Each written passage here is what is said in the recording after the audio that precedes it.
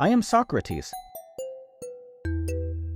I didn't write anything down, and yet my name was never forgotten. I left behind no books, no writings, only questions and traces in people's minds, and yet, more than 2,000 years later, my name is still known. Some called me wise, others called me dangerous. I was neither a priest nor a politician. I was just a man who asked questions. They called me a troublemaker, a poison drinker, a wise man, or simply the most annoying man in Athens. Chapter 1. Athens, the birth of a troublemaker. I was born in Athens in 469 BC. At that time, the city was the intellectual capital of the world. Mein Vater war Bildhauer oder Steinmetz, ein einfacher Mann. My mother, Fine Reti, a midwife. I myself have not shaped anything out of stone. But thoughts, I wanted to bring them into the world. I often said, like my mother, I help others give birth, not to children, but to knowledge. I married a woman named Xanthippe. She was intelligent, but also argumentative. People laughed at our marriage. She wasn't always easy to get along with, but she said what she thought, and I loved that. I had 3 sons. I wasn't the kind of family man you'd expect today. I was often out and about with my students on the streets of Athens, but I loved my family, in my own way. Chapter 2. Why I Know Nothing. The sentence that made me famous is simple. I know that I know nothing. But what does that mean? I visited politicians, poets, craftsmen. I asked them, what is good? What is justice? What is courage? They gave answers, many answers. But when I asked further questions, they got tangled up. They didn't know it, but they believed they did.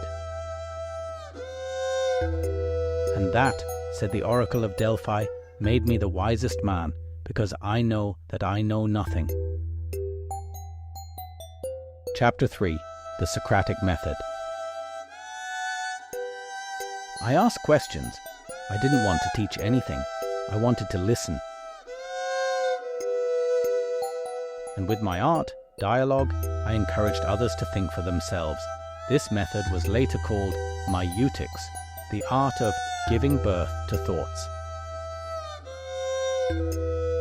I didn't provide answers. I raised doubts. I didn't say, that's how it is. I asked, what if it's different? Chapter 4. Youth and Reputation. Many young men followed me. They listened to me, not because I had power, but because I brought freedom. Among them was Plato. He later wrote down almost everything about me. I traveled through Athens with him. We discussed life, death, and goodness. But that was exactly what doomed me. Chapter 5. The Powerful and Their Fear. I lived in a democracy, but democracy does not mean that thinking is desirable. Die Mächtigen von Athen sahen in mir eine Gefahr. I made her children think, and sometimes disagree. I asked the question about gods in a city that believed in gods. I questioned morality in a society that was often hypocritical. Anytos, a wealthy politician, was one of my fiercest opponents. He said, Socrates is corrupting the youth. He is endangering our order. I was accused of... I don't believe in the gods of the city. I twist the truth, I corrupt the youth. I was uncomfortable. I was silently rebellious. And Athens could not tolerate that. Chapter 6. The Process. In the year 399 BC, I was accused. I stood before a court of 501 judges. I could have fled. I had friends, I had options.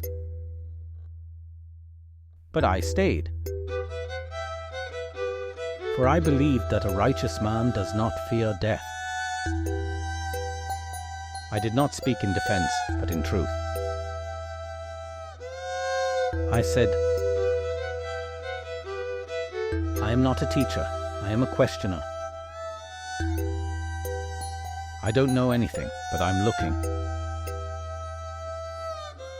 And this search makes life worth living. I was offered the opportunity to simply remain silent. Or to say, I'm quitting.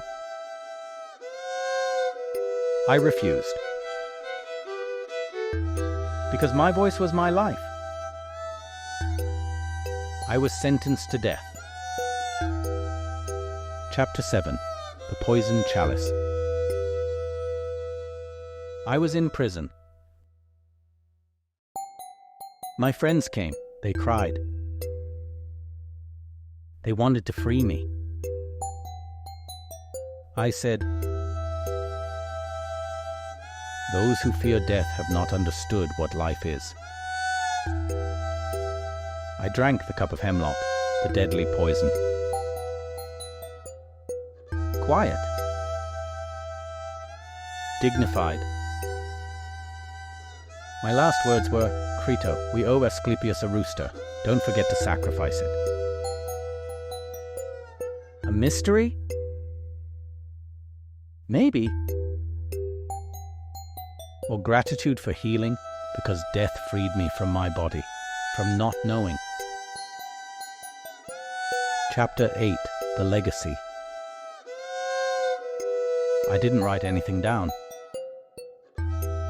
And yet millions remember me. Platon made me immortal.